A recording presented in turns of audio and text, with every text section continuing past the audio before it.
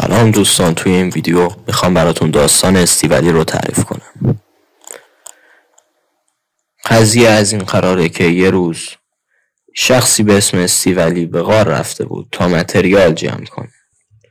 اون بعد از اینکه به مقدار کافی وسیله جمع میکنه از غار میاد بیرون تا به دنبال ویلیج بگرده تا متریالاشو به اون ویلیجرها بفروشه و امرالد به دست بیاره.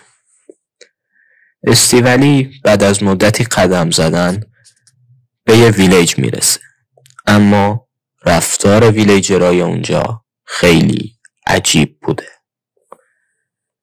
پس استیولی تصمیم میگیره پیش کد خدای اون ویلیج بره تا ازش بپرسه چرا رفتار ویلیجرها اینقدر عجیبه. و کد خدا بهش میگه که روستای ما درگیر یه نفرینی شده که هر روز یه نفر بر اثر این نفرین میمیره، اما هیچ کس، حتی خود اون کسی که گرفتار نفرینه، متوجه نمیشه که نفرین داره روش اثر میکنه و تنها راه از بین بردن اون نفرین کشتن فرد آلوده به نفرین قبل از غروب خورشیده.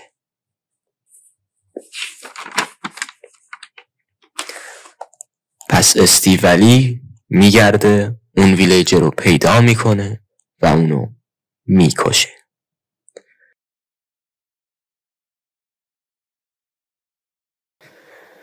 بعد کد خدای روستا ازش خیلی تشکر میکنه و استیولی رو قهرمان روستا معرفی میکنه. اما ناگهان استیولی اختیار خودش از دست میده و به ویلیجرها حمله میکنه.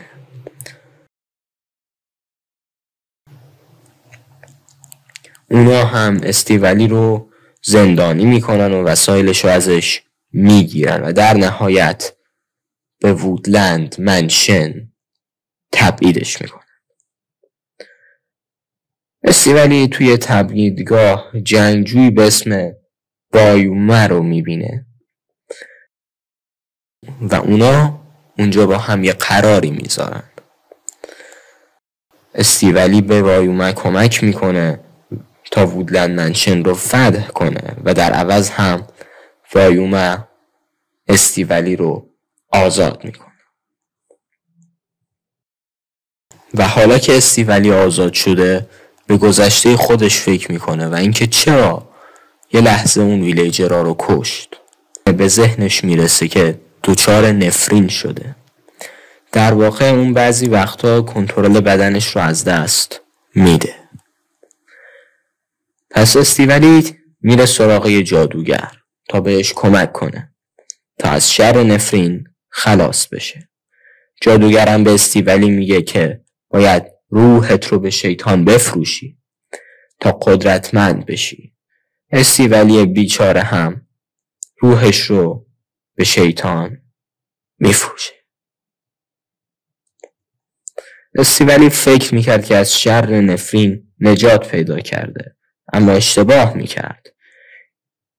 این بار شیطان بود که اختیار جسمش رو به دست گرفته بود. در واقع استیولی رکب خورده بود از اون جادوگر و نه تنها بهش کمک نشد بلکه بیشتر توی درد سر افتاد. استیولی تصمیم میگیره به همون روستا برگرده چون جای دیگه ای رو برای زندگی نداره. اون سر راه با یه نینجا ویلیجر روبرو میشه و اونو از سر راه بر میداره.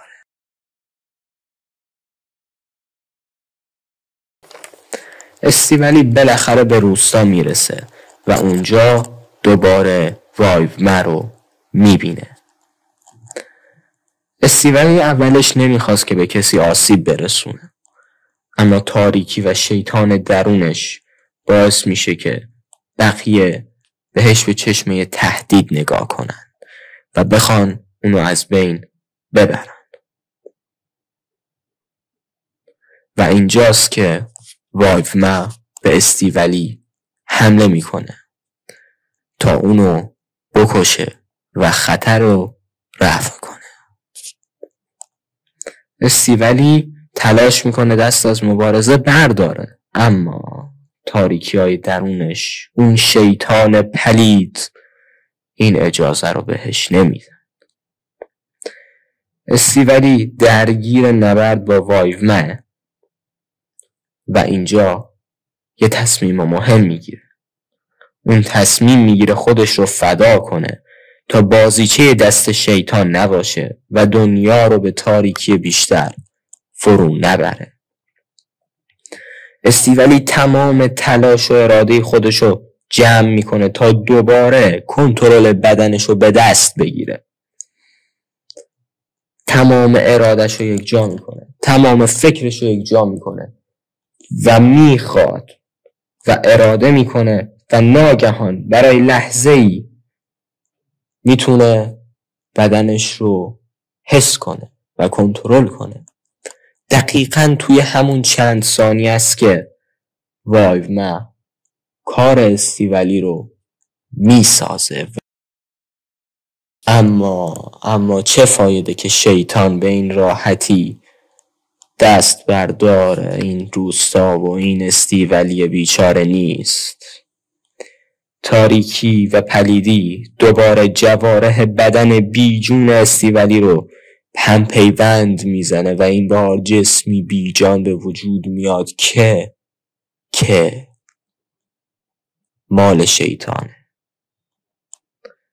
در واقع خود شیطان به جسم استیولی متجلی میشه، میره تو جلد استیولی مرده اما جسمش مثل یه زامبی هنوز زنده است و میخواد دنیا رو نابود کنه.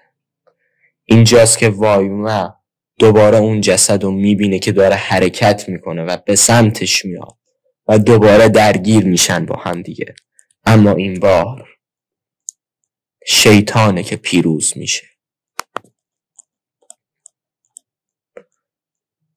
بله، وایومن شکست خورد و حتی میتونید صدای گریه هاشو توی خرابه های اون ویلیج بشنوید.